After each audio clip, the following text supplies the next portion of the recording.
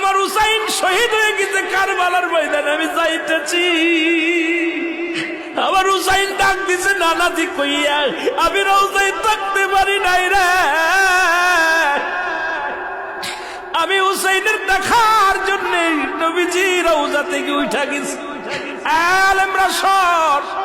ইবনে আব্বাস বলে আমি স্বপ্নের মধ্যে দেখেছিলাম আমার রাসূল ডাকতে বলে, মক্কা মদিনার মানুষেরা রে আর ঘুমাস না, আর তোরা ঘরের মধ্যে থাকিস না।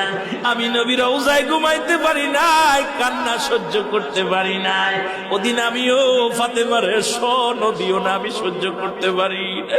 আমার হুসাইন যখন ডাক দিয়েছিল না নাজিয়া মুহাম্মাদ